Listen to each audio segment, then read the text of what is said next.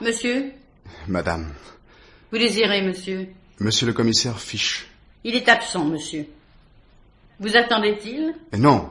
Non, mais j'espérais le surprendre. Et j'ai de quoi, je vous l'assure. Il appréciera.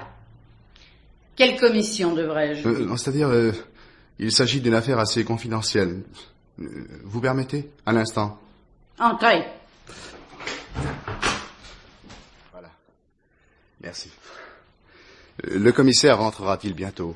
Je ne saurais vous l'assurer. Il vaudrait mieux téléphoner. Je n'y manquerai pas la prochaine fois, madame.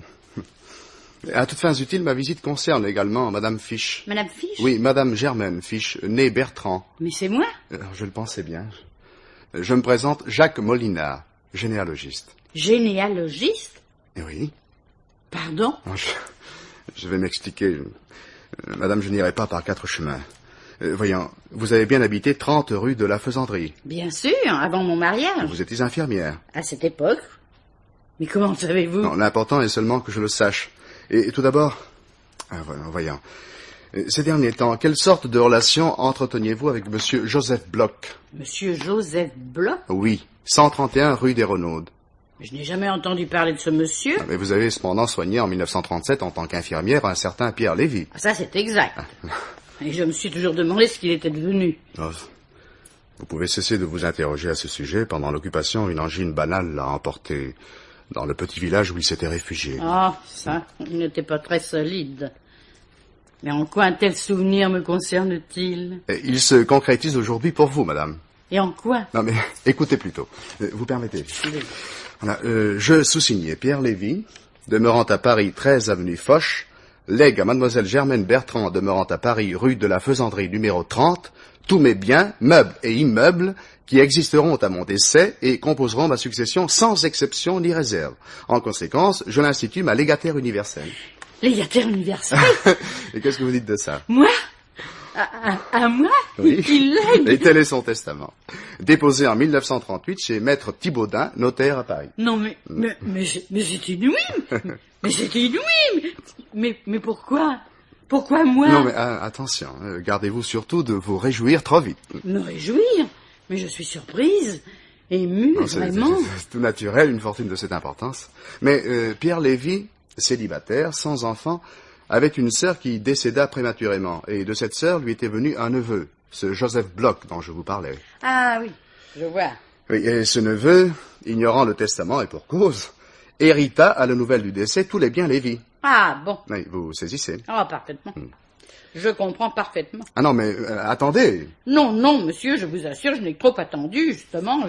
J'ai eu tout à fait le temps de vous écouter. Non, mais sapristi, madame, ne vous emballez donc pas, je veux simplement... Mais je vous en prie, monsieur, mon mari saura beaucoup mieux que moi parler avec vous de ces choses. Mais vous ne me laissez pas achever, il y a autre chose. Mais à quoi bon? Mais je suis réfractaire à ces sortes d'affaires. Totalement réfractaire. Mais écoutez donc, l'envoi en possession du neveu n'est pas valable. L'héritage vous revient de droit. Eh bien, vous le direz à mon mari. Mais laissez-moi vous expliquer. D'ailleurs, tenez, le voici. Qu'est-ce que c'est? De quoi s'agit-il? Ah, je suis bien contente de te voir de retour. Monsieur nous annonce une nouvelle étonnante. Vraiment? Eh ben, ça tombe bien, on était un peu sevrés ces temps-ci. Monsieur le commissaire. Passez donc par ici. Merci.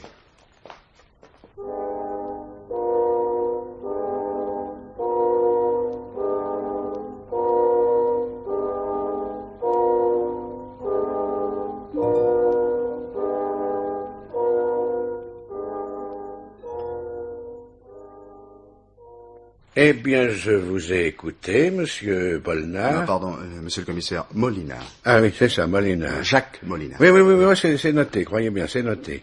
Oui, monsieur Jacques Molinard, je vous ai écouté patiemment, et même, accordez-le-moi, avec une certaine longanimité. Ah si, parce que, à propos de ma femme, voyez-vous, j'ai cette faiblesse de me montrer très susceptible. Je vous assure, monsieur le commissaire. Non, maintenant il faut me laisser parler, c'est à moi. Non, je vous en prie. Jusqu'ici, je vous ai laissé mener des débats comme vous l'entendiez, et conduire à votre guise votre petit interrogatoire. Vous savez, un interrogatoire. Si. Bon, c'est bien là le terme. Celui de ma femme, d'abord. Monsieur le commissaire, quelques questions. Voilà, c'est ce que je disais. Vous avez posé des questions. Anodine, mais il fallait bien... Faire votre métier, bien sûr. L'erreur est que ma femme, en dépit de sa prudence naturelle, en dépit de la coutume de ne recevoir qui que ce soit en mon absence, ma femme vous a accueilli, écouté, qu'elle a répondu aux dites questions. Et quoi de plus normal? Ben, si tout était normal, pourquoi s'est-elle troublée tout à coup? Troublé. Non, c'est-à-dire je me suis sentie inquiète. Ah, Mais rien dans mes propos ne justifiait pareil sentiment. allons donc. Si brusquement elle a cessé de vous répondre, n'était-ce pas que vous aviez soudain éveillé sa défiance? Non, je vous répète... Mais quand je vous disais que vous étiez jeune, et vous aviez pourtant bénéficié de beaucoup de chance, c'est qu'ici, monsieur, au domicile du commissaire Fiche, n'importe qui peut se présenter, n'importe quand. Et, dame, nous ne savons jamais à qui nous avons affaire. Non, ben, je ne dis pas ça pour vous, bien sûr. Non, vous êtes, comment donc déjà, Jacques Molinard. maître Jacques Molinard, généalogiste. Non, maître, pas encore. Ah bon? Généalogiste seulement? Non, pour être exact... Vous recherchez des héritiers. C'est-à-dire, je les suscite. Voyons, vous êtes bien présenté comme généalogiste. Ah, pardon. Comment pardon, mais je n'ai pas rêvé, il me semble. Ah, voyez. Non, je disais pardon pour expliquer... Expliquer ou rectifier? Non, préciser. Avant de rechercher des héritiers, moi, je recherche des testaments. Tiens. Oui, voilà, des testaments d'abord. Original. Mais dites-moi au juste. Oui. À quel cabinet de généalogiste appartenez-vous donc? À mon cabinet personnel. Oui, hérité de monsieur votre père, sans doute. Non, je le crée. Ah, ben voilà donc ce qui explique que nous ne nous soyons jamais rencontrés. Non, en fait, je débute. Vous avez fait votre droit? J'achève ma dernière année à l'école des notaires. Eh bien, mais c'est encore un étudiant. Ah non, je vous dis que j'ai fini. Dans 2 mois. Bon. Et c'est maître Thibaudet qui, en tant que notaire, a été commis dans cette affaire concernant ma femme? Oui, et non. Oh, ça c'est trop fort, vous venez d'affirmer que ce testament qui me fait légataire de Pierre Lévy se trouvait chez maître Thibaudet. Allons, Germaine, une seconde. Ah, tu sais, moi, il me ferait sortir Oui, de tes gonds. oui. Eh bien, accroche-toi. Enfin, c'est plus compliqué que cela, monsieur le commissaire. Alors simplifiez, non? Oui, mais... Première des choses, monsieur. Au moins, accepterez-vous que je vérifie auprès de maître Thibaudet? Mais bien sûr, rien de plus normal. Galvani, 6780. Parfait.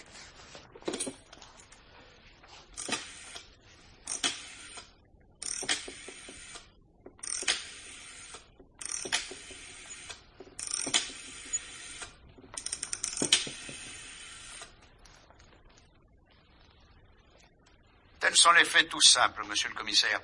Allô? Allô, oui?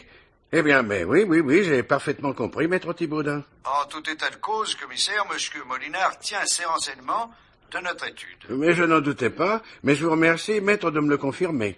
Bien entendu, je serai heureux de votre visite à l'étude. Je me hâterai sans aucun doute de à votre étude. Au revoir, commissaire. Je vous salue, maître. En vous remerciant encore. Je vous en prie. Vous me voyez fort satisfait, monsieur Molinard. Mais je m'y attendais un peu, monsieur le commissaire. Oui, ne triomphez pas trop. Il m'était difficile d'agir différemment. Non, certainement. Au fait, pour quelle raison maître Thibaudet vous a-t-il confié cette recherche généalogique à vous? À vous qui, je crois, ne faites pas partie de son étude. Non, je vous l'ai dit, il m'a d'abord confié la recherche du testataire. Mais pourquoi à vous, encore une fois? D'abord, je n'étais pas un inconnu pour lui. Et ensuite... Pardon. D'où vous connaissait-il? Par des relations familiales. Lesquelles? Cette question vous gênerait-elle? Ah non. Non, je fais mon droit avec sa fille. Ah, je vois. Ensuite? Eh bien, je lui avais soumis une idée qui m'était venue après la lecture dans les feuilles trimestrielles du notariat du compte-rendu de la sanction d'un délit relevant de l'article 1007 du Code civil. L'article 1007? Oui. Intéressant les testaments? Voilà. Alors j'avais formé le projet de me mettre à la recherche des auteurs de ces testaments qui dorment bien souvent inutilisés dans les études. Comment qui dorment dans les études? Parfaitement. Dans certaines études. Des testaments dont les testataires ont déposé l'enveloppe un jour qui se trouvait de passage. Ils ont ensuite disparu. Les notaires intéressés n'en entendent plus jamais parler. Oui, je comprends pas, moi. Vous évoquiez tout à l'heure l'article 1007. Exactement. Si je ne me trompe, cet article prescrit bien au notaire de présenter tout testament dont l'auteur est décédé au président du tribunal de première instance qui, dès lors, commet le notaire entre les mains de qui il déposera le testament en question. Oui, votre mémoire est fidèle, monsieur le commissaire. Et c'est précisément en partant de cet article et du délit, ou quasi-délit, dont se rend coupable le notaire, qui y contrevient, que je me suis dit qu'il y aurait intérêt à passer chez les notaires et à leur suggérer de me confier la recherche des légataires de tel testament. Bah, il ne doit pas cependant s'en trouver un si grand nombre. Oh, plus qu'on ne pense, croyez-moi. Et vous avez frappé d'abord chez Maître Thibautin. Oui, qui s'est avisé qu'un certain Pierre Lévy avait déposé ce testament peu avant la guerre, et qu'il ignorait ce qu'il était devenu depuis. Et ce monsieur Lévy ne lui avait jamais donné signe de vie. Bah, vous savez, l'occupation, il se cachait, et puis il lui est arrivé ce que je vous ai raconté. Oui, au fond, c'était une excellente idée. Mais, en définitive, ma femme étant légataire, le neveu Joseph Bloch ayant, malgré cela, et de bonne foi hérité, il importe désormais de la rétablir dans ses droits. Ben, ce ne sera que justice. Parfait. Et quel est dans ce cas votre plan de bataille, monsieur Molinard? Madame, il faudrait, monsieur le commissaire, que madame Fiche confie la défense de ses intérêts à qui de droit. Pour agir auprès de monsieur Joseph Bloch. Je pense, oui. Si vous vous en occupiez, monsieur, auprès de maître Thibautin. Oh, certes, moi je ne demande pas mieux. Il me paraît tout indiqué que maître Thibautin soit chargé officiellement de cette affaire. Naturellement. Nous irons le voir ensemble, voulez-vous? Mais à votre convenance, j'attendrai donc de vos nouvelles. Vous en saurez rapidement. À votre adresse... 16 rue Ballaire, 17e, MacMahon, 1798. Bon, parfait, je vous appellerai. Par ici. Oui. Qu'est-ce que vous cherchez? Mes gants. Vos gants? Vous les aviez posés par ici? Oh, je les avais peut-être pas, après tout. Bon, on vous les mettra de côté si on les trouve. C'est entendu, merci.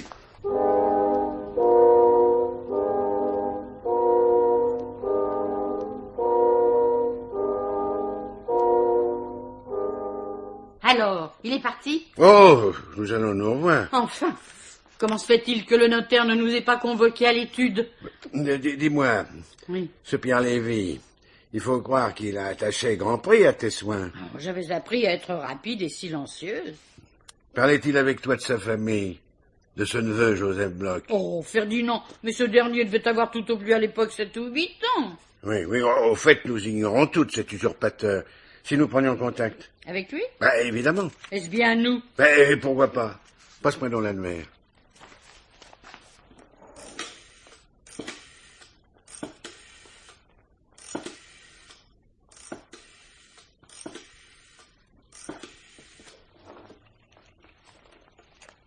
Allô? Oui? 20 grammes 35,98? Oui. Désirais parler à monsieur Joseph Bloch. À monsieur Joseph Bloch? Oui, je suis bien chez lui. Oui, vous êtes chez lui. Attendez. C'est de la part de qui? Commissaire Fiche. Ah bon, une seconde, monsieur le commissaire. Je vous passe monsieur le commissaire. Quoi? Allô? Allô, Fiche? Mais oui. Qui parle? Veillot, c'est Veillot. Hein? Ah, commissaire Veillot, mon vieux. Commissaire Veillot. Votre collègue, mon cher. Vous demandez monsieur Joseph Bloch. Exactement. Il lui sera difficile de venir à l'appareil. Ouais. Vous n'embarquez pas? Pas encore. J'attends le médecin légiste. Pour qui? Pour lui? Vous n'êtes donc pas au courant? À peine. Dis donc, Rio. Oui? Suicide? Peu probable. J'arrive. Germaine! Je suis là. Je file rue des Renaud. Je vais avec toi. Non! Dis donc. Bloch. On l'a trouvé assassiné. Quoi? Oui, chez lui. C'est Veillot qui est sur l'affaire. C'est tout ce que je sais. J'y saute tout de suite. Mais c'est épouvantable. C'est terrible. Et moi, comme un imbécile qui laisse filer Boinard, là. Enfin, non, Molinard. Tu ne crois tout de même pas? Rien du tout, mais enfin, il doit en savoir plus long qu'il n'en a dit.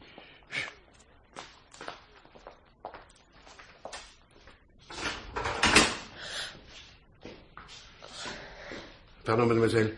Mais nous n'avions pas entendu. Que demandez-vous? Je désirais parler à monsieur le commissaire Fiche. Dommage, il vient de sortir. Germaine, visite.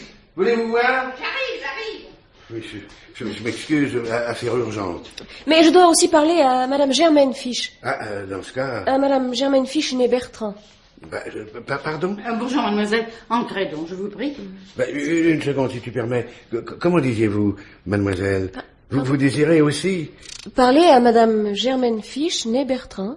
C'est ça même, énoncé d'état civil. J'avais bien entendu, et une pièce officielle, je parie. C'est-à-dire... Donnez-vous donc la peine, mademoiselle. Mais... J'aurais pressé, monsieur. Oui, mais pas à quelques secondes près, tout de même. Vous êtes donc bien... Oui, le mari de celle que vous cherchiez. Car c'est surtout elle qui vous intéresse au premier chef. Je me trompe? J'ai dit aussi, commissaire, plutôt que surtout. Alors, Germaine, à toi l'honneur. Mais tu restes donc? Bah, il faut bien. Mademoiselle a dit aussi, n'est-ce pas? Mais oui. Ah, au fait, il s'agit de mademoiselle Terrasson. Colette Terrasson. Terrasson. Permettez. Deux R? Oui. Oui, et deux S, sans doute. Oui, c'est ça. Eh bien, mademoiselle Terrasson, je pense que madame Fiche, née Bertrand, vous écoute de toutes ses oreilles. Je suis très intriguée. Je serai brève. Ma démarche a pour but de vous informer d'une nouvelle qui va vous surprendre. À quel titre? Mais elle vous surprendra parce... Non. À quel titre nous informez-vous? Tu permets, n'est-ce pas, Germaine? Voyons. Au titre de? Oui? Généalogiste. Généalogiste, Germaine. Oui, j'avais bien entendu. Oui. Quel cabinet? C'est-à-dire... À votre compte, peut-être. Voilà. Courageux, mais intéressant. De quoi s'agit-il? Eh bien, à l'époque où vous étiez infirmière, madame, vous avez soigné un certain Lévy. Pierre Lévy. Mais c'est exact. Je suppose qu'il est décédé. Ah, ça ne paraît pas vous étonner beaucoup. Voyons, mademoiselle, ma femme n'est pas un enfant. Vous êtes généalogiste. Vous venez droit à elle. Il y a gros à parier que vous désirez négocier un héritage. Négocier, mais non, ce n'est pas là le terme. Je suis venu, comme j'en ai le devoir, lui apprendre que monsieur Pierre Lévy avait déposé un testament. C'est maître Thibaudet, notaire. Ah, vous êtes déjà au courant. À mon tour. Vous non plus. Ça ne vous étonne pas outre mesure. Je suppose que l'étude... Et vous, mademoiselle, comment et au nom de qui êtes-vous ici? Mais au nom de l'étude. Quoi de plus facile par conséquent que de téléphoner à cet excellent notaire qui, selon toute probabilité, m'apportera tous apaisements nécessaires à propos de votre identité. Certainement. Il vous faudra demander maître Baptistin Perpétue. Maître? Maître Baptistin Perpétue, c'est le premier clerc, plus spécialement chargé de cette affaire. Parfait. Pour mémoire, je suppose que vous allez nous parler d'un certain neveu de monsieur Pierre Lévy, un nommé Joseph Bloch. Voilà qui confirme qu'on l'a fait avant moi. Et cependant, mademoiselle, vous arrivez très juste pour répondre, en tout cas, à cette question. Que savez-vous de monsieur Joseph Bloch? Mais pourquoi moi, précisément? Et pourquoi pas vous, précisément? Je ne vous en dirai pas plus que vous n'en savez, sans doute. Répétez-le nous, dans ce cas. Eh bien, il est entré en possession de l'héritage en tant que représentant du dernier collatéral privilégié. Plus communément, en tant que fils de la sœur de Pierre Lévy. C'est cela, il a cru comme tout le monde, et c'est normal à l'absence de testament. Très bien. Si je comprends, il va être nécessaire que ma femme, désireuse d'être envoyée à son tour en possession de ces fameux biens, revendique ses droits auprès du nommé Bloch. Naturellement. Et bien sûr, vous interviendrez vous-même en cette occurrence. Si vous m'en chargez. Et vous feriez toute démarche nécessaire auprès de monsieur Bloch. Encore une fois, si vous... Si nous vous en chargeons. Bon. Eh bien, mademoiselle, je puis vous assurer que toute la procédure pourrait, dans une certaine mesure, se trouver aujourd'hui simplifiée. Et pourquoi? Parce que depuis ce matin, monsieur Joseph Bloch est décédé. Oh non. Ah si. Mais non, c'est pas vrai. Si. Hélas. Et j'ajoute même qu'il ne s'agit pas d'une mort très naturelle. Oh mon Dieu. Et pour conclure aussi, momentanément, dans l'hypothèse la plus banale, nous nous trouvons, nous, très particulièrement concernés par ce meurtre, et, si j'ose dire, d'une façon plus policière que juridique. Excusez-moi. Mais qu'est-ce que tu dis, Ferdinand? Mais qu'est-ce que tu dis? Mais rien d'autre que de très logique.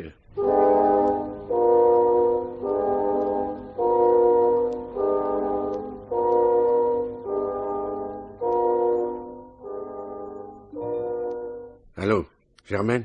Oui? Où en es-tu? Eh bien, mademoiselle Thibaudet. Thibaudet ou Terrasson? Oh, comme tu voudras. Ah bon? Alors que signifie cette course à deux pour un seul et même gagnant? En fait, elle courait seule. L'autre ignore qu'elle avait pris le départ comme lui. Ah, intéressant. Et Molinard l'ignorait. Bon. Écoute-moi. Oui. Je sors de la rue des Renaudes. On l'a découvert ce matin. Le meurtre est évident. Veillot est chargé de l'enquête. C'est ce que tu pensais? Plus ou moins. D'autre part, j'ai remis la main sur notre apprenti généalogiste. Non. Tu as eu le temps? Oui. Je suis tombé sur lui dans la foule des badauds. Il avait essayé d'entrer sans succès. Mais qu'est-ce que tu en as fait? Dans la voiture. Il y reste? Oui, sous l'œil discret d'un gardien. Alors, voici ce que tu vas faire. Tu sauteras dans un taxi avec la jeune personne. Bon. Et tu fileras nous rejoindre en sa compagnie. Vous rejoindre où? Ah oui, chez son papa, Maître Thibautin, étude de notaire, 46 boulevard Bourdon.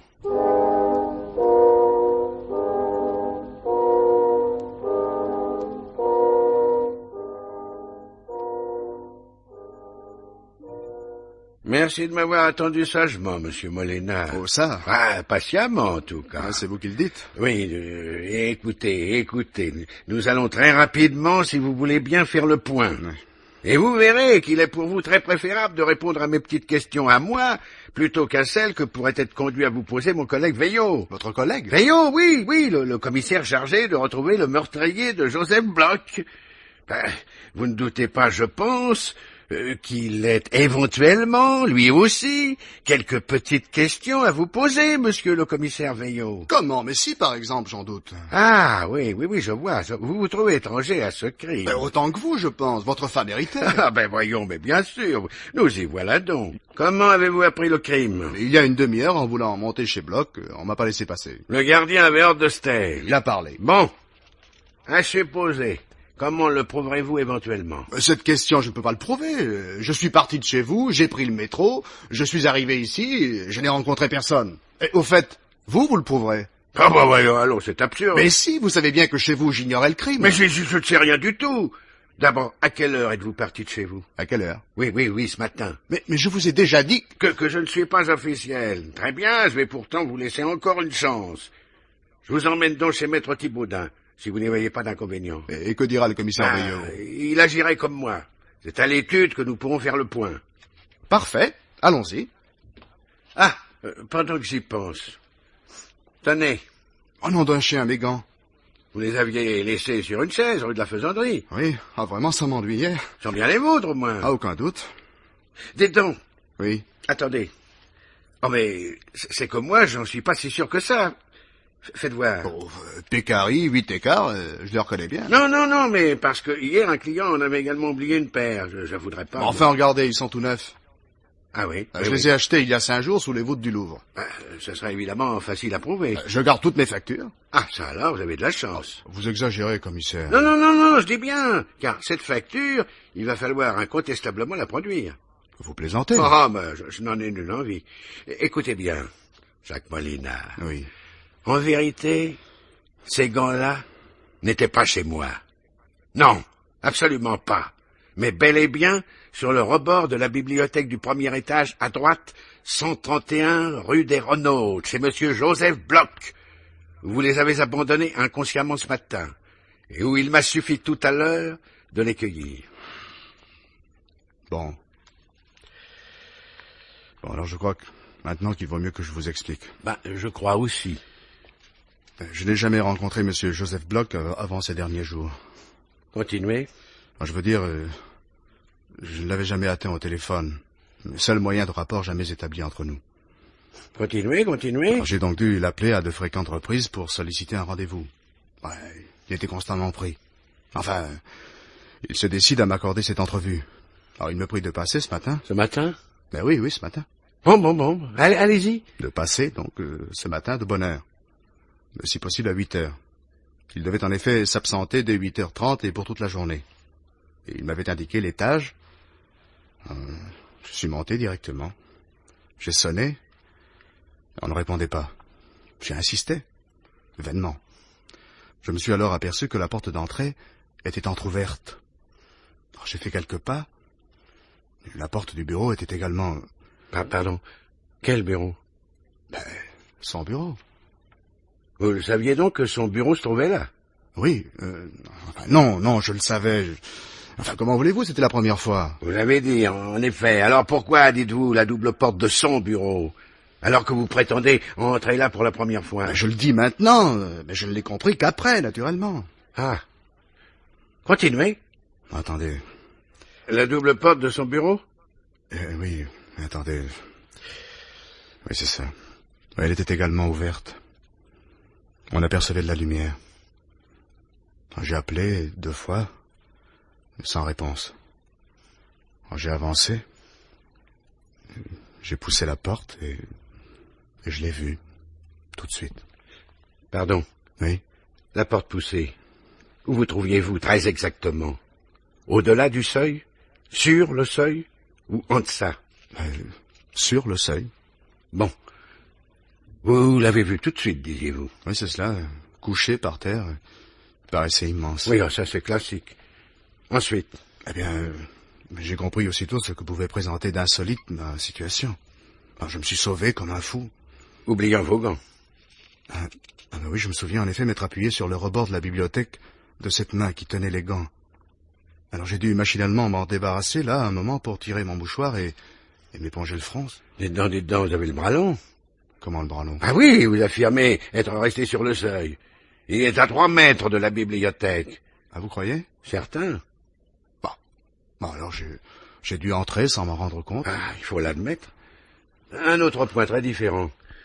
Connaissez-vous une certaine demoiselle Terrasson? Thérèse Terrasson. Personnellement, non, mais j'en ai entendu parler. Circonstance. Bon, c'est-à-dire, cette personne sortait fréquemment avec monsieur Joseph Bloch. Oh, attention. Sortait. Qu'entendez-vous par là? Bon, par exemple, ils allaient dîner ensemble. Écoutez, nous parlons bien de la même personne. Thérèse Terrasson, oui. Et d'où tenez-vous cela? Du concierge? Il a bien dû vous le dire, comment? Non, le concierge ne m'a rien dit. Ah bon? Mais nous lui demanderons. Nous lui demanderons de confirmer. Voyons. Vous est-il arrivé de les apercevoir ensemble, Thérèse et Joseph? Jamais de la vie. Non, parce que vous auriez pu, comment dirais-je, l'identifier. Jamais. L'identifier et aujourd'hui la reconnaître. Oui, mais je vous répète, le fait ne s'est pas produit. De toute façon, quelles étaient d'après vous les relations entre Thérèse et Bloch? Oh, vous savez, quand un homme célibataire, libre, comme monsieur Bloch, sort plusieurs fois avec une jeune personne... Ah bon, dans ce domaine, à notre époque, il est toujours difficile de juger, à fortiori de préjuger. On peut présumer, en tout cas. Bien sûr. Présumons donc, monsieur Molinard. Nous verrons bien si l'avenir nous donnera raison. Oui, très juste. De toute manière, il me devient indispensable, Molinard, de vous demander un rappel bref de l'historique de votre enquête. Oui. Au départ, votre condisciple et fiancée, Colette Thibaudet, vous introduit à l'étude de son père. C'est exact. C'est bien à elle que vous aviez exposé en premier lieu votre projet concernant l'article 1007. Certainement. Vous a-t-elle à l'époque proposé sa collaboration? Mais non, pensez-vous. Ça n'aurait rien eu d'étrange, semble-t-il. Peut-être, mais tel n'a pas été le cas. La poursuite de l'affaire, une fois engagée, au fur et à mesure de vos découvertes, en faisiez-vous part à votre fiancé? Naturellement, nous en parlions avec Colette. Parfait. À vous trouver. C'est-à-dire, cher monsieur Molinard, que je me demande comment vous allez vous extraire du pétrin où vous avez réussi à vous fourrer.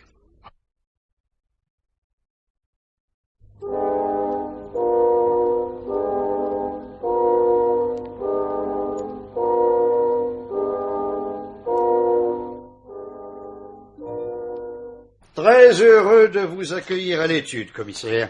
Merci, maître Thibaudet, de l'avoir fait si vite. Bonjour, mon cher Jacques. Mes respects, maître. Asseyez-vous, je vous en prie. Je suis d'autant plus heureux, commissaire, de vous offrir ce fauteuil que vous y prenez place, somme toute, en tant que représentant de Madame Fiche, je suppose. Voilà. La verrons-nous? Elle est en route. C'est parfait. Parfait. Eh bien alors... Alors, j'ai besoin de quelques éclaircissements complémentaires. Mais je suis tout prêt à vous les donner. Cependant, auparavant... Jacques, Madame Fiche est-elle bien la légataire recherchée? Alors, sur ce point-là, maître, tout est normal. Nous avons suivi la bonne piste. Dans ce cas, maître, je vous serai obligé de me préciser comment un testament vieux de près de 25 ans ressort soudain du tiroir où il reposait. Et quelle raison valable et suffisante vous pouvez fournir à cet égard? Mais tout est là, monsieur le commissaire, tout est là. Molinard, s'il vous plaît. Vous me l'avez expliqué, mais j'aimerais le tenir de maître Thibaudet lui-même. Commissaire, je ne pourrai que vous répéter ce qu'il vous aura dit. Tel est mon vœu, maître. Eh bien, c'est lui seul qui a soulevé la question. Tout est parti de là, monsieur le commissaire. Il s'agit, encore une fois, de l'irritante question des testaments, somme toute, déposés chez les notaires. Oui, je sais. Chaque jour, les tribunaux sévissent de plus en plus à cet égard. Mais voilà, on nous rend responsables. Il faut pourtant voir les choses à leur juste valeur. Je suis ici pour cela, maître. Hein? Mais oui, et je vous prie simplement de les replacer, ces choses, dans leur contexte. Eh bien, voici donc le contexte réclamé. Il faut discriminer deux sortes de testaments. Ceux que l'on nous fait rédiger nous-mêmes, n'est-ce pas, dont les dispositions sont prises par les auteurs testataires en notre cabinet. Mais les testaments dits authentiques. Somme toute, oui. Oui, et dont les signataires sont nos clients attitrés. Bon, et les autres? Les autres, des passants dont la pensée subite se concrétise ainsi, subitement, au hasard, dans une chambre d'hôtel ou encore dans un café, et qui vont faire irruption de la façon la plus soudaine, irruption dans cette étude, pour nous remettre leur enveloppe, classiquement libellée selon le nom moins classique, ceci est mon testament. Et alors? Et alors, ceux-là, on ne les revoit plus, commissaire. On n'en entend plus parler, jamais. Résultat? Résultat, il a été mis en évidence précisément devant moi par ce jeune homme, le résultat éventuel. C'est-à-dire? Eh bien, c'est-à-dire que de nombreux testaments de ce genre dorment ainsi chez des confrères. Et il est évident qu'il y aurait le plus grand intérêt à leur signaler le fait. Je me suis montré, ma foi, d'autant plus favorable à ce projet que celui qu'il avançait m'était présenté par ma fille, dont il était le danseur attitré, Monsieur Jacques Molinard, ici présent. Voilà. Oui, j'entends. De toute façon, vous aviez tout intérêt, maître, à souscrire à un tel projet. Comment donc? Et si vous aviez vous-même laissé dormir encore le testament Lévy, vous contreveniez à l'article 1007 du Code civil. Ben oui, ça y est, l'article 1007. Il n'y a rien de nouveau sous le soleil, commissaire. Notre première tâche devenue réflexe est toujours, bien entendu, de présenter le testament au président du tribunal de première instance. Précisément. Si vous ne le faisiez pas... Et voilà, vous tomberiez dans la notion quasi délictuelle. Silence, jeune homme. Vous êtes bien jeune pour oser brandir à mon encontre le désuet quasi délictuel. Où commence la faute? Où commence-t-elle? On laisse dormir l'enveloppe parce qu'on ne reçoit aucune nouvelle du testataire, et... Oh, mais l'on aboutit au quasi-délit. Mais c'est de l'histoire ancienne, on n'emploie plus ce langage. Eh ben, en tout cas, l'article 1382, que je sache, est toujours actuel. Ah, l'article 1382. L'article fourre-tout du Code civil. Tout fait quelconque de l'homme qui cause à autrui un dommage oblige celui par la faute duquel il est arrivé. À le réparer, oui. Eh oui. Mais il y a aussi son corollaire. Chacun est responsable du dommage qu'il a causé non seulement par son fait, mais encore par sa négligence. Sa négligence, quelle démesure. Sa négligence, ou bien son imprudence. Mais tels sont les termes. Mais nous les repoussons en ce qui nous concerne. Au surplus, nous en convenons, ma responsabilité est engagée, et celle de toute l'étude, sous la forme de l'article 1382. Eh bien, nous en avons conscience pleine et entière, nous nous sommes employés à réparer. Nous avons commencé, et ce grâce à M. Jacques Molinard, qui s'y emploie fermement, lui que vous accusez aujourd'hui. Attention, maître. La responsabilité qui se trouve engagée à l'heure actuelle, en l'espèce la vôtre, n'est qu'une responsabilité, après tout, limitée. Comment ça? Eh oui. En fait, on ne sait où peut entraîner un tel engrenage, ainsi enclenché. Maître, écoutez... Taisez-vous, Molinard, taisez-vous. Comprendrez dans un instant le sens de mes paroles. Je désirais d'abord, maître, si vous permettez, vous poser une question. Qui est maître Baptistin Perpétue? Quelles sont ses fonctions à l'étude? Non, d'abord, commissaire, maître Baptistin Perpétue, il n'y a pas en fait de maître Perpétue. Ah bah. Je veux dire que mon premier clerc... Ah oui, c'est donc votre premier clerc. Oui, c'est mon premier clerc. Mais mon premier clerc, monsieur Baptistin Perpétue, n'a pas droit à la qualification.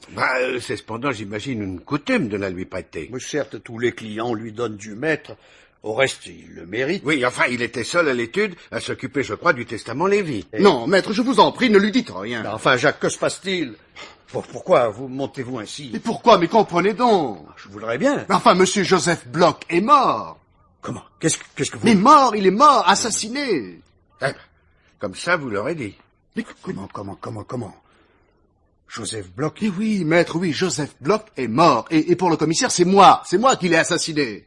Jacques? Mais oui, assassiné. Mais c'est affreux. C'est épouvantable. Ne deviez-vous pas, Jacques, ce matin, précisément... Mais oui, être reçu par lui, oui, mais quand je suis entré, il était étendu, mort, dans son bureau. C'est effrayant. Oui, eh bien, je vous remercie, Molinard. Je ne savais pas comment y venir, et tout naturellement, vous avez enchaîné pour moi. Et maintenant, commissaire? J'ai sans doute le temps de poser cette autre question. Que pensez-vous de mademoiselle Thérèse Terrasson? Comment? De mademoiselle Thérèse Terrasson? C'est à vous, maître, que j'ai posé la question et non à Molinard. Je vous serai obligé d'y répondre. Commissaire, pourquoi parlez-vous de Thérèse Terrasson maintenant? Pourquoi prononcez-vous son... Cette personne s'est présentée immédiatement après vous ce matin, chez moi, rue de la Faisanderie, sous le couvert de l'étude. Sous le couvert de l'étude? Tout juste. Thérèse Terrasson? Oui, Thérèse Terrasson, parfaitement. Elle désirait informer ma femme de l'existence du testament, Lévy. C'est inouï. Oui, c'est inouï, tel est pourtant le fait. Elle prétendait être, en quelque sorte, commise par l'étude. Par l'étude? Par l'étude. Alors, maître? Enfin, commissaire, je ne connais personne de ce nom-là. Vous le voyez bien. Et vous, Jacques? Mais si, bien sûr, on la voyait fréquemment en compagnie de Joseph Bloch. Elle était plus ou moins sa maîtresse. Vous auriez intérêt, Molinard, à mesurer vos paroles. Moi? Oui, je crains que vous ne soyez contraint de les regretter. Vous pensez que je suis prêt à les répéter devant elle? Il se pourrait que l'occasion vous en soit offerte. Tenez, qu'est-ce que je disais? Maître, Madame Fiche. Bonjour, maître. Mes hommages, madame. Mais, Germaine, tu es seule? Jusqu'à la porte, je ne l'étais pas. Alors? Je suis bien arrivée avec une mademoiselle Terrasson, mais la porte à peine ouverte, elle s'est précipitée vers le fond de l'appartement. Et elle y a disparu. Il a disparu. Et je pense qu'elle doit y être encore. Tiens. Qu'est-ce que c'est que cette histoire? Dans le fond de l'appartement, cette demoiselle, c'est inconcevable. On entre ici comme dans un moulin. Lucien, Oui, maître. est-ce vous qui avez ouvert? Oui, maître. Vous avez introduit Madame Fiche il y a un instant. En effet. Elle était en compagnie de Mademoiselle Terrasson? Ah non, maître, je n'ai pas vu cette personne, maître. Il n'a pas vu cette Mais personne. si, voyons, dès qu'il a ouvert, mademoiselle Terrasson a franchi le seuil comme si elle était chez elle. Voyons, Lucien, voyons. Cette demoiselle est entrée comme si elle était chez elle. Ah non, pardon, maître, quand j'ai ouvert chez mademoiselle Colette, qui se trouvait là, elle a en effet filé dans sa chambre. Mademoiselle Colette? Ben, vous avez entendu. Elle a filé dans sa chambre. Dites donc, mais ça m'intéresse très fort, moi. Alors quoi, commissaire, s'il vous plaît? Du calme, Molinard. Ce qui m'intéresse, c'est de savoir que mademoiselle Colette Thibaudet est actuellement dans sa chambre. Quelque part, par conséquent, de l'autre côté de cette porte. Mais en quoi cela vous intéresse-t-il encore une fois? Vous le demandez? Mais elle va nous confirmer dans un instant tout ce que je tiens de vous seul. C'est-à-dire la manière dont vous lui avez, au départ, exposé vos idées sur l'article 1007. Mais, et mademoiselle Terrasson? Germaine, quand nous aurons vu mademoiselle Thibaudet, l'intérêt de mademoiselle Terrasson s'atténuera de beaucoup. Maître, qu'en dites-vous? Ma foi, pourquoi pas. Dites donc, Lucien, Oui, voulez-vous faire venir mademoiselle Colette dans mon cabinet? tout de suite, maître. En tout état de cause, commissaire, il me semble que nous perdons du temps. Nous en gagnons, maître. Croyez-moi. Et croyez-vous, vous, que ma fille puisse fournir des données valables sur un meurtre où, Dieu merci, elle n'est pas impliquée? Pourtant, maître, elle fut au point de départ. Hein? Mais comment cela? En vous introduisant auprès de son père, Molinard. À ce compte-là, madame Fiche aussi, qui a bien connu l'oncle de l'assassiné. Mais madame Fiche est là, elle. Ah, Ah, voici Colette. Ma chère petite. Oh, papa. Quoi, mademoiselle Terrasson? Je me demandais où vous étiez passé. Papa, tu me fais venir. Mais, mon enfant, mais comment... Colette. Jacques! Mademoiselle Terrasson. Jacques, je t'en prie. Je t'expliquerai. Tu m'expliqueras. Mais oui, écoute, tu verras. Mais comment je verrai? Explique immédiatement. Papa, je t'en supplie. Immédiatement. Ma pauvre enfant, tu... commissaire. lui seul, maître, peut l'exiger d'elle. Colette, mais... Enfin, Colette. Écoute, enfin, ce n'est pas vrai, n'est-ce pas? Tu n'es pas Thérèse Terrasson, la Thérèse Terrasson de Joseph Bloch. Enfin, dis que ce n'est pas vrai, tu n'as pas pu me faire ça. Jacques, écoute, je sens que tu vas chercher midi à 14h. Midi à 14h. Elle ne nie même pas. Mais c'est donc vrai. C'est donc vrai. Mais pas comme tu crois. Midi à 14h, ma future femme se fait passer pour une autre, mène une vie double, sous un faux nom. Et moi, je cherche midi à 14h, en implorant une explication. Mais tu l'auras. Toute simple, toute valable, je t'assure. Mais qu'est-ce que tu attends? Mais, devant tous ces gens... Oh! Mais nous y avons aussi quelques droits, mademoiselle. Mais ne faites donc pas la sotte, enfin. Vous me l'avez confié à moi-même tout à l'heure. Ainsi, madame Germaine Fiche était donc au courant. Parle, Germaine. Non, c'est moi, Jacques, qui te dirai. Oui. Je voudrais tant que tu comprennes. C'était un jeu. Hein, un jeu. Oui, un simple jeu que je voulais jouer avec toi. Une petite farce que je te réservais, dont tu aurais ri avec moi. Si l'horrible... Quoi? Non, assieds-toi.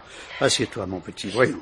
Lorsque tu m'as confié ton projet, Jacques, Oui. de susciter les ouvertures de testaments oubliés, lorsque l'affaire Lévy s'est dessinée, lorsque tu as entrepris de mener ton enquête, alors l'idée m'est venue, je la trouvais drôle, de me substituer à toi et de passer avant toi partout où tu formais le projet d'aller. Mais pourquoi? Enfin, pourquoi? Pour parvenir avant toi à réaliser ton projet, je t'aurais bien sûr laissé le bénéfice. Mais il s'agissait d'une chose sérieuse. Mais je la faisais sérieusement. Je savais par toi au jour le jour et à l'avance tes démarches. C'était facile de te devancer. Quelle joie, quelle gaieté le jour où j'aurais pu te dire « Voilà, Jacques, l'affaire est prête. Il reste qu'à te l'offrir. » Et Joseph Bloch, hein? Entrait-il aussi dans l'organisation de ta farce, Joseph Bloch? Mais bien sûr, Jacques.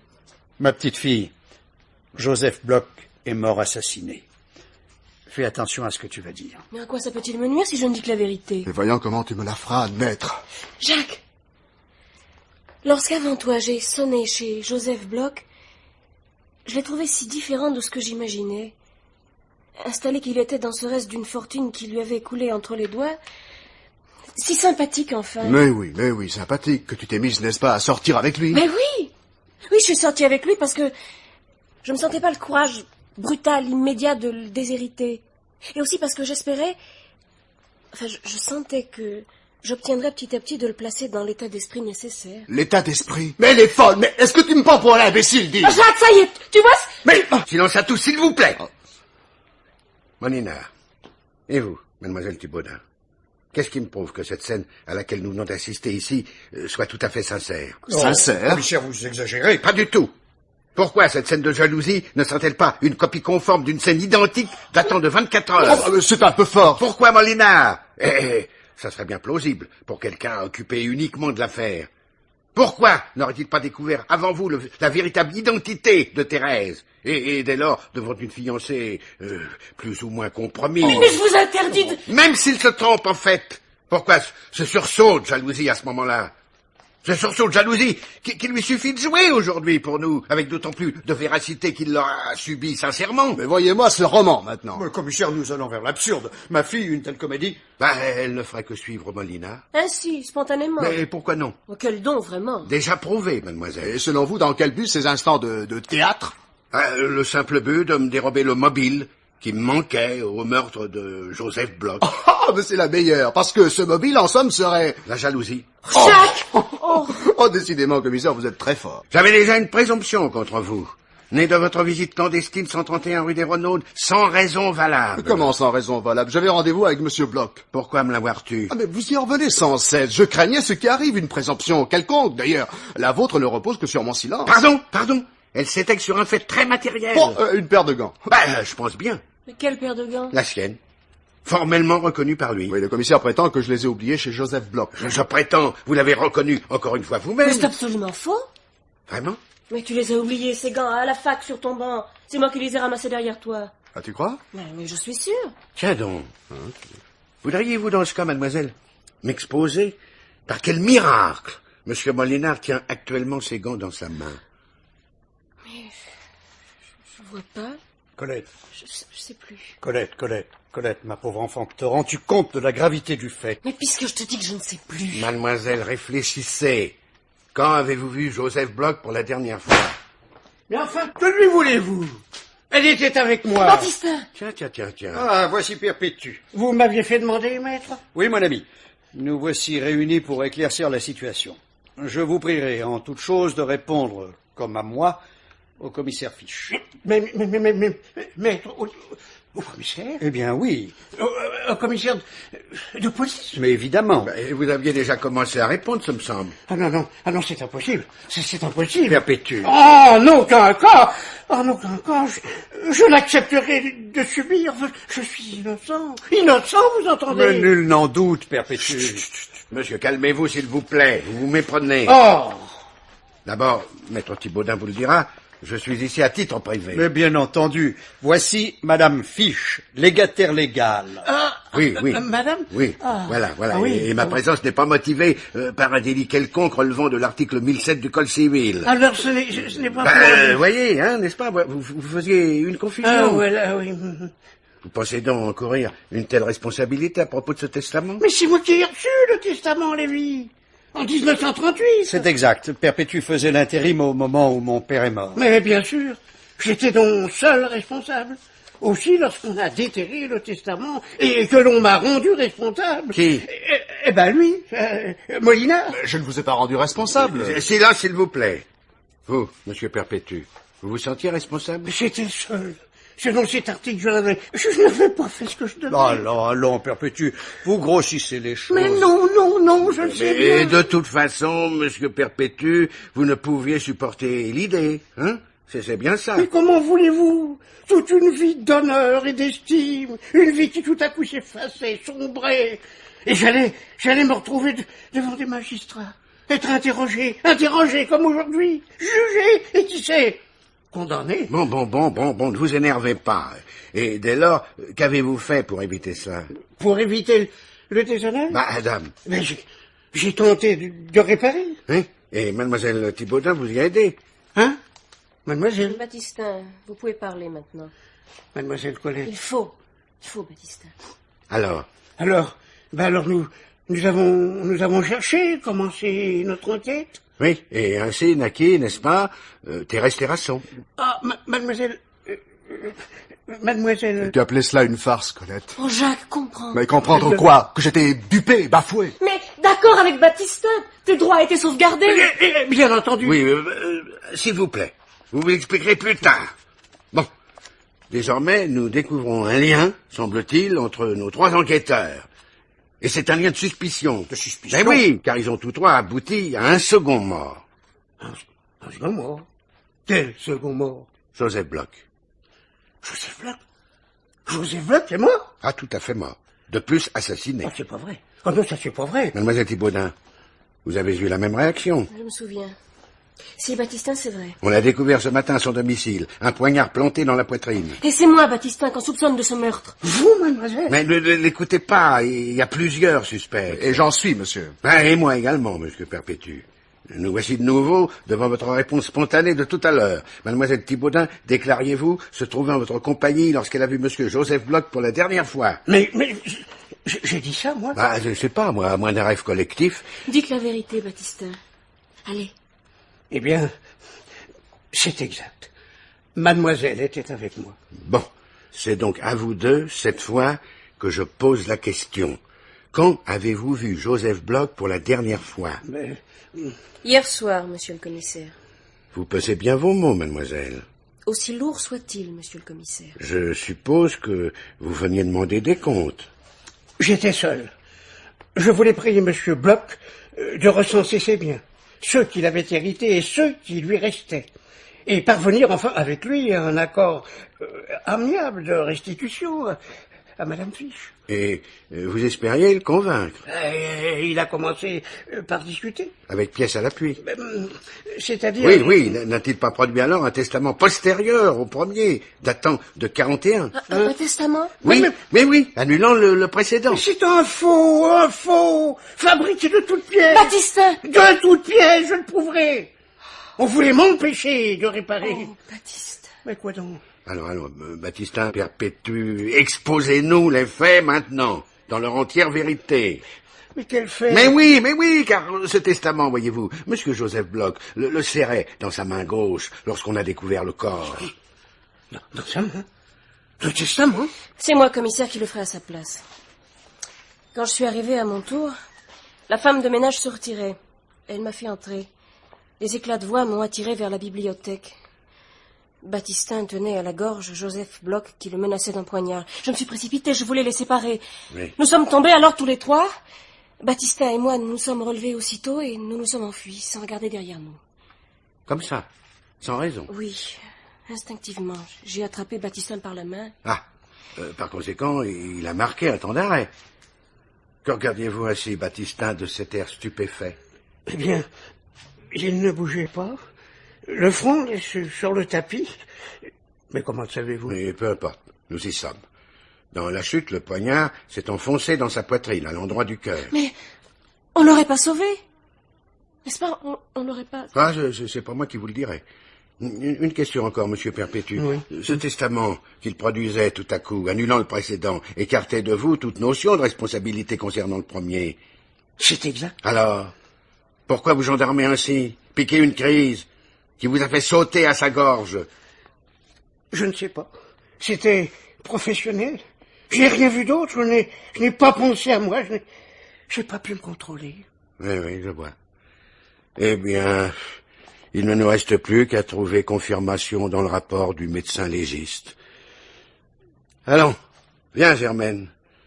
Viens, ma petite légataire, sans testament ni bien. Je vais m'employer de ce pas à convaincre mon vieil ami Veillot que parfois, le hasard, sinistre maquilleur, peut déguiser en meurtrier un vieux clerc innocent.